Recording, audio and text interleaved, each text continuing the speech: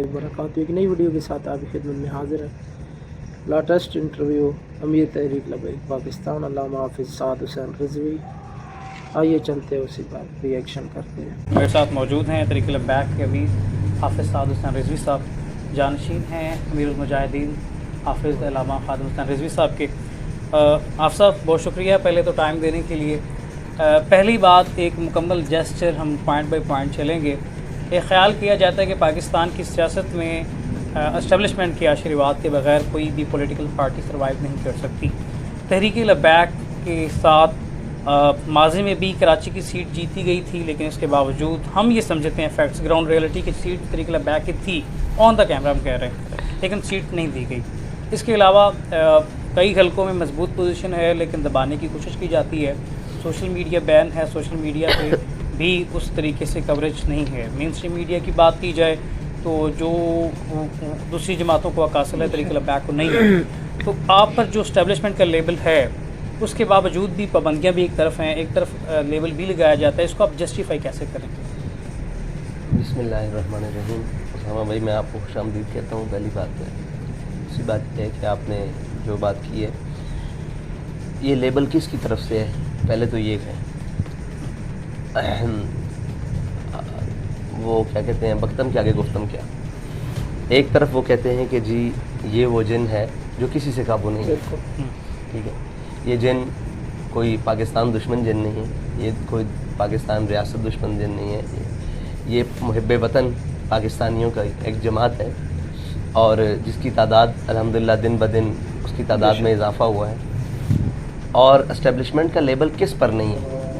अगर हम पर है तो लगाने वालों से ये पूछा जाएगा किस बुनियाद पर। एस्टेब्लिशमेंट का लेबल हम पर है और ज़ेर एताब भी हम हैं, यानी मेन स्ट्रीम मीडिया में हमारे लिए जगह नहीं दी जाती।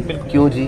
कि ये जनाब अपनी मर्ज़ी की बात करते हैं और उन सबको जगह है जिनकी ज़बान में उन जैसे अल्फाज निकलते हैं। ठीक है हाफ़िज़ साहब, आगे चलते हैं। दूसरा सवाल हाफ़िज़ साहब, तमाम इस्लामी सियासी जमातें की अगर बात की जाए, अगर पाकिस्तान तहरीक इंसाफ के कारकुन बदतमीज़ हैं तो वो भी एक्सेप्टेबल हम कह सकते हैं, ये मुस्लिम लीग नून के हैं। लेकिन इस्लामी सियासी जमातों की अगर बात की जाए, जमीयत उलमा इस्लाम, जमात इस्लामी, तहरीक लबैक रोल मॉडल होनी चाहिए तमाम पाकिस्तानी सियासत के लिए। जमात इस्लामी ने एक तरबियती कन्वेंशन बना रखा है जिसमें बाकायदा वर्कर्स की तरबियत की जाती है, उन्हें तनकीद बर्दाश्त करने का, उन्हें सियासी टॉक का, क्योंकि सियासत में अगर कहीं भी बहस करेंगे तो ये लड़ाई और ये बहसबाजी हिस्सा होती है।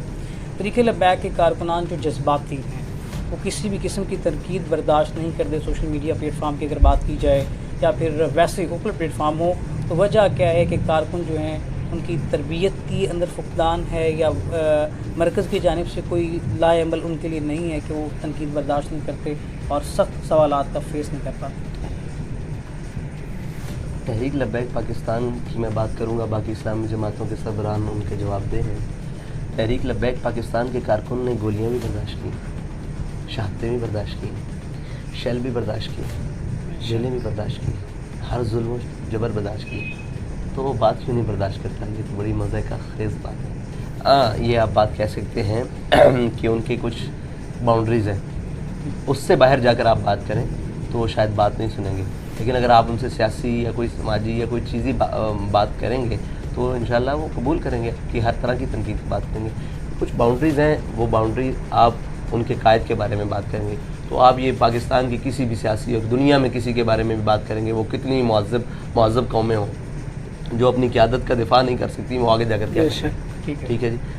क़यादत से दिफा मुराद उनकी बुराइयों का नहीं, उनकी नहीं, लेकिन जायज़ बातों का। तो वो आप PTI वाले के सामने बात करें, इमरान साहब की और नवाज शरीफ की बात करें, आज सारे मामला की बात कर लेते हैं। मौजूदा सियासी निज़ाम में क्या समझते हैं कि तहरीक इंसाफ के साथ ठीक हो रहा है जो मौजूदा सिचुएशन में? नहीं, बिल्कुल किसने आपने कहा। हम हर सियासी वर्कर की हिफाजत, उसकी अखलाकी और जनाब माशरती जो उसकी हुकूक है उसकी पामाली को गलत समझते हैं। यानी कि आप मौजूदा सियासत में आप साइड लाइन होते हैं, आप ये समझते हैं कि जो नून लीग या एस्टेब्लिशमेंट जो भी तहरीक इंसाफ के साथ कर रहा है, कोई भी है खैर, वो क्या आप उसको एक्सेप्ट नहीं करते? जो इसको ठीक समझ रहा है वो तैयार हो जाए, कल उसके साथ यही कुछ होगा। जी ज़बरदस्त बात, ये कि बहुत बड़ा फैक्टेबल। दूसरा, تھوڑا سا طریق لبیک کے حوالے سے بات کر لیتے ہیں آخر میں. تھوڑا سا کارکنان کی تو تھوڑی سی الگ سچویشن ہے.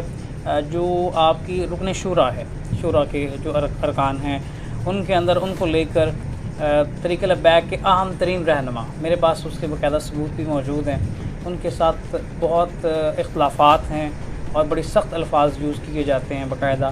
اور مجھے کئی لیڈران نے اپروچ کیا کہ آپ یہ بات پہنچائیں. تو کیا وجہ ہے کہ کیوں آپس میں یہ اختلافات ہیں، ان کی وجوہات کیا ہیں؟ دیکھیں، ہمارے اختلافات تنظیمی طور پر، تحریکی طور پر موجود ہیں، لیکن وہ کوئی ایسے اختلافات نہیں ہیں جن کی وجہ سے کوئی بدتمیزی ہو رہی ہو یا جن کی وجہ سے کوئی معاملات غلط جانب جا رہی ہوں یا کسی کی حق تلفی ہو رہی ہو. سیاسی اختلافات اور جناب تنظیمی اختلافات موجود رہتے ہیں. کسی کی پسند اور ناپسند میں کچھ چیزیں آ جاتی ہیں. اس میں کوئی، میں سمجھتا ہوں کہ یہ تحریکوں کا حسن ہوتا ہے جب تک وہ اپنی حدود سے باہر نہ جائیں. تو ہماری چیزیں حدود سے باہر نہیں جاتی. ڈاکٹر یاسین ملک صاحب کو تحریک کی جانب سے استعفیٰ دینا پڑ گیا.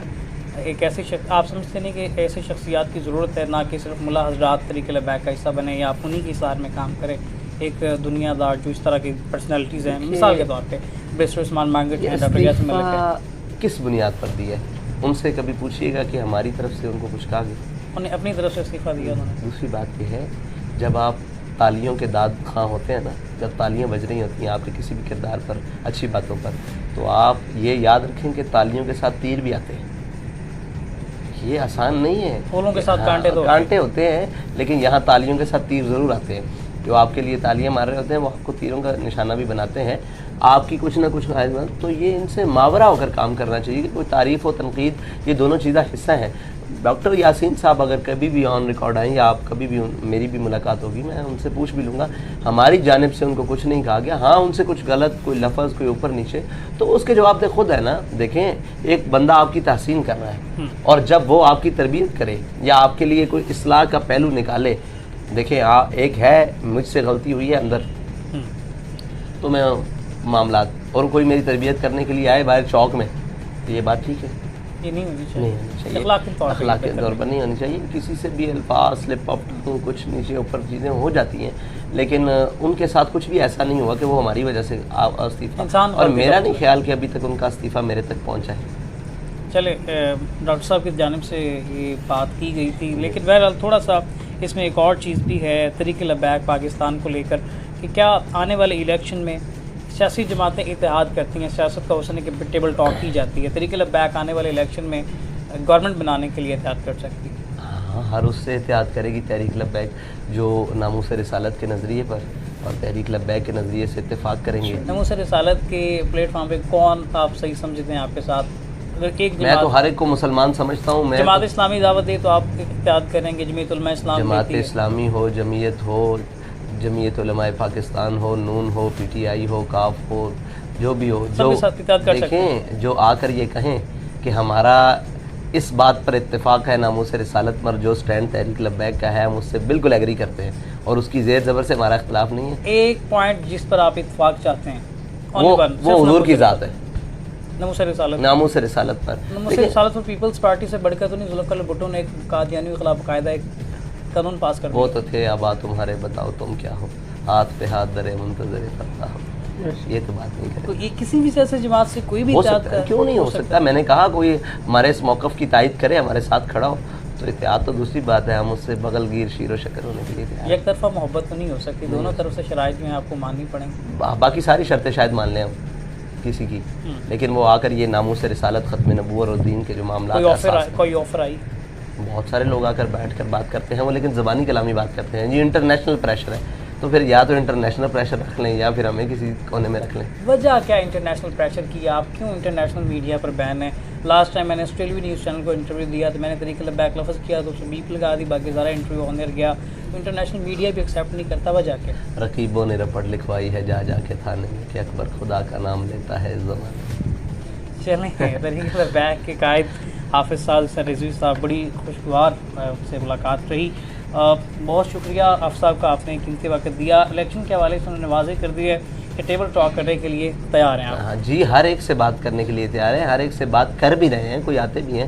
ہم جب اپنی شرائط رکھتے ہیں تو وہ سوچنے پر مجبور ہو جاتے ہیں. اور مجھے اس بات کی حیرانگی ہوتی ہے کہ پاکستان میں سیاست کرنے والی پاکستانی جماعتیں پرو پاکستانی وہ جب کہتی ہیں کہ ہمیں انٹرنیشنل قبول نہیں کیا جائے گا، تو پھر آپ کس کے لیے یہاں کرتے ہیں؟ یا قوم کے لیے کھڑے ہیں تو قوم تو سارے. ایک مجھے آن دا پوائنٹ بتا دیجیے گا، کیا اسٹیبلشمنٹ کا پاکستان میں کردار ہونا چاہیے پولیٹکس میں؟ ہم تو یہ کہتے ہیں کہ ان کا کردار جو ان کی حدود ہے ان کے اندر ہونا چاہیے، ان کی حدود میں پولیٹکس نہیں آتی. چلیں، بالکل واضح موقف دے دیا آپ صاحب نے. بہت شکریہ آپ صاحب کا، اپنے قیمتی وقت دیا. اپنے میزبان اسامہ زاہد کو دیجیے اجازت. اللہ حافظ. مزید ویڈیوز کے لیے اس چینل کو ضرور سبسکرائب کریں. آپ کی محبت کا بہت شکریہ. اللہ آپ کا حامی و ناصر ہو. اللہ حافظ و ناصر.